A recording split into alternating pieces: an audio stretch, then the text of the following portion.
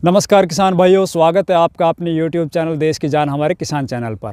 किसान भाइयों, सबसे पहले आपको अपने देश की जान हमारे किसान परिवार की तरफ से सभी किसान भाइयों को, उनको और उनके परिवारजनों को हमारी तरफ से नववर्ष की हार्दिक शुभकामनाएं।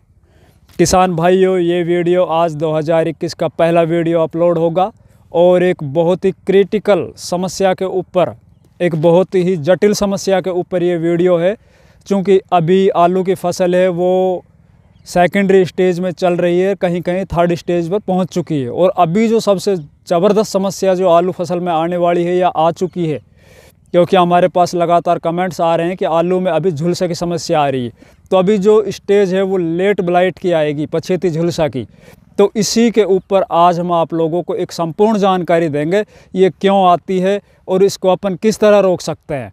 तो जो भी किसान भाई हमारे चैनल पर नए आए, कृपया करके चैनल को सब्सक्राइब कर लीजिए, वीडियो को ज़्यादा से ज़्यादा लाइक और शेयर कीजिए। हमारी जो एक मुहिम कि अब किसान भी बनेगा आत्मनिर्भर, उसी के तहत आप लोगों को मैं हर एक फसल की A to Z जानकारियाँ देता हूँ। मेरा काम करने का एक अनोखा तरीका है दोस्तों। मैं फसल की बुआई से लेकर उसकी कटाई तक एक सीरीज़ चलाता हूँ, उसके हर एक स्टेप पर अलग अलग जानकारियाँ देता रहता हूँ। दोस्तों, आप लोगों को जानकर बहुत ही खुशी होगी कि हमने अभी 4 महीने से ये काम स्टार्ट किया था, देश के किसानों तक अपनी जानकारियाँ पहुँचाने को, उनको किस तरह आत्मनिर्भर बनाया जाए। और उस दिशा में हमारा प्रयास काफ़ी आगे बढ़ चुका है। और अभी जो हमें उन किसानों की तरफ से जो रिप्लाई मिल रही है वो एक बहुत ही अच्छा पॉजिटिव संकेत मिल रहे हैं हमें। हम बोलते हैं उन किसान भाइयों के कि आपके कितने % काम किया हमारी बताई हुई जानकारियों ने, तो वो बोलते हैं 100 नहीं 100% से ऊपर 110% काम किया। और लगातार किसान हमसे जुड़ते जा रहे हैं, अपना ये जो परिवार है ये लगातार बढ़ता जा रहा है दोस्त।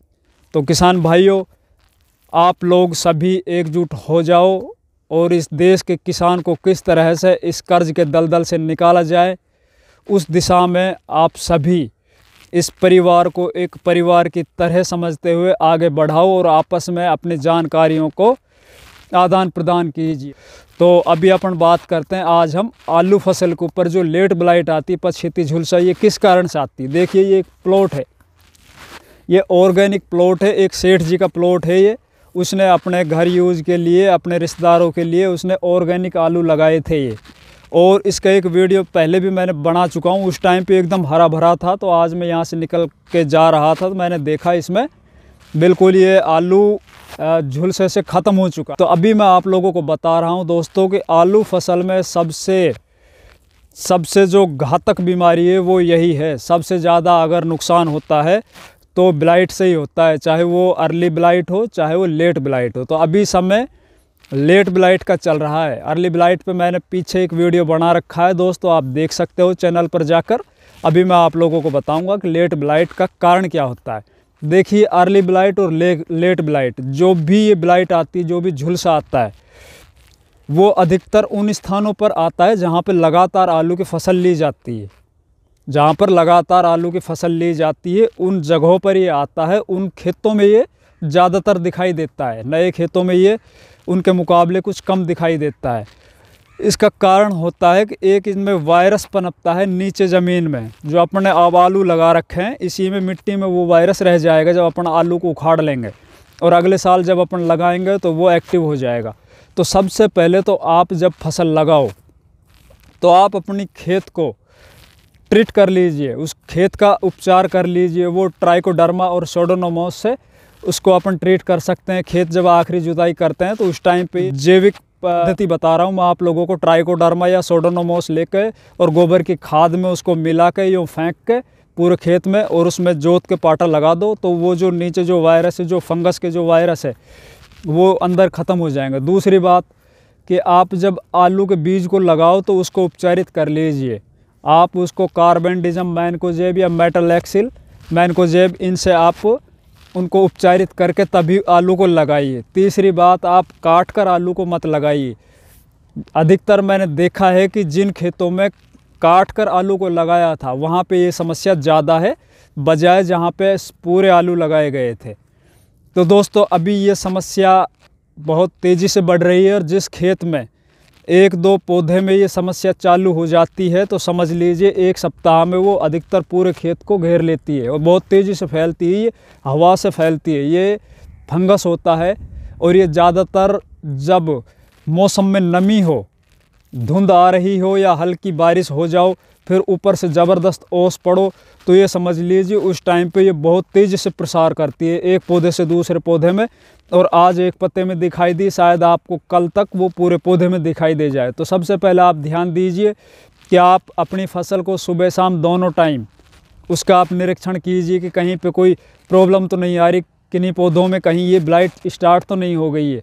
तो ये ब्लाइट स्टार्ट होगी तो आप देखिएगा पत्तों में निचले वाले पत्तों में हल्के हल्के धब्बे बढ़ने स्टार्ट हो जाएंगे और वो धीरे धीरे बढ़ते हुए पूरे पौधे को घेर लेंगे। जब पत्तों में उनकी कोशिकाएं नष्ट हो जाती है, उनकी क्लोरोफिल ख़त्म हो जाता है, तो वो भोजन नहीं बना पाते। भोजन नहीं बनाने के कारण पौधा ख़त्म हो जाता है। तो दोस्तों इसको आप देखिए, सबसे पहले ये जब दिखाई दे तो आपको सबसे पहले काम करना है, आपको मैं टेक्निकल बताता हूँ। आप मेटलैक्सिल मैनकोजेब ये लाइए और उसका स्प्रे कर दीजिए। ये रुक जाएगा उसी टाइम पे शुरुआती स्टेज पर। अगर वो नहीं मिल रहा है आपको तो आप प्रोपिनैब, ये टेक्निकल का नाम है प्रोपिनैब, ये एंट्राकोल में आता है। बायर का एंट्राकोल एक प्रोडक्ट आता है, फंजीसाइड आता है, उसमें आता है, उसको आप स्प्रे कर दीजिए, कंट्रोल हो जाए। आप शुरुआती स्टेज में इन टेक्निकल को यूज़ कीजिए, हल्के टेक्निकल हैं, शायद आपकी फसल पे ये काम कर जाएंगे शुरुआती स्टेज में और ये बीमारी है जो वहीं पर रुक जाएगी। और आप लगातार 7 दिन 8 दिन में ये स्प्रे करते रहिए। हाँ, अगर किसी के ये ज़्यादा फैल चुकी है और ज़्यादा बड़े स्तर पे हो चुकी है तो आपको टेक्निकल भी बड़े ही लगाने पड़ेंगे, इनसे फिर कुछ नहीं होने वाला है। तो मैं आप लोगों को बता देता हूँ, उसमें आप फिर बड़े टेक्निकल में आप सिंजेंटा का एमिस्टार टॉप यूज़ कर सकते हो 100 ml पर एकड़ के हिसाब से। उसमें एजिस्ट्रोबिन प्लस डाइफेनाजोल ये टेक्निकल आते हैं, वो काफ़ी अच्छे से इस समस्या को रोक पाएंगे, क्योंकि बहुत ही ऊंचा लेवल का टेक्निकल है ये। उसके बाद अगर आपको ये नहीं मिलता, अडामा कंपनी का कस्टोडिया उसे यूज़ कर सकते हो, या फिर बायर कंपनी का नेटिवो, इन्हें यूज़ कर सकते हो।